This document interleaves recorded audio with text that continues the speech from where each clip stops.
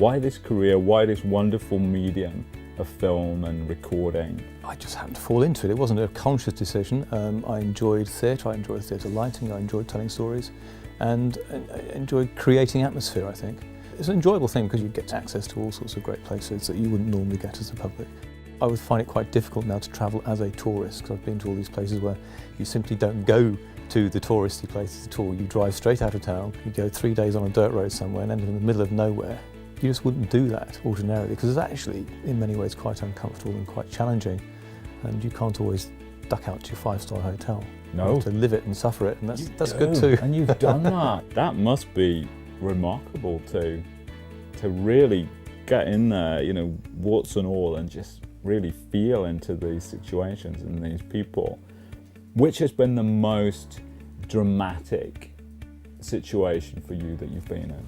It's tempting to describe something very third world, or very intrepid with the Los Angeles police, with gangs, but I think the more profound events are close to home.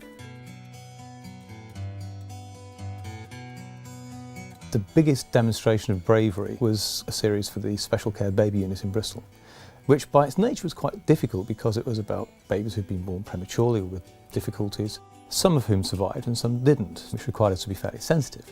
One of the parents there, but again, if you take people on face value, you can be misled, you know, fundamentally. She was 22 stone. And as a result of that condition, she had her 4th child very premature, something like 28 weeks, and it was struggling to survive. So you look at this and you think, well, this woman might have eaten herself into that condition. It's all avoidable. But then you discover how hard her life has been to get to that point. And her husband, Andy, comes in every day to visit her and look after the children. And they live on the other side of Bristol, which for them is 3 bus journeys, which cost money and takes about an hour and a half, an hour 45. So Andy would go to work in the morning from 4 till 6:30. He'd then come home and make sure the children were sorted for school, and then get on the bus and do the big journey across Bristol to see his wife, and spend a lot of time with their infant daughter, and then go back and do a night shift and look after the kids. And you think, well, that is absolutely heroic. And they survived that, and the baby survived, and they went out and they went home. That was thrilling to see.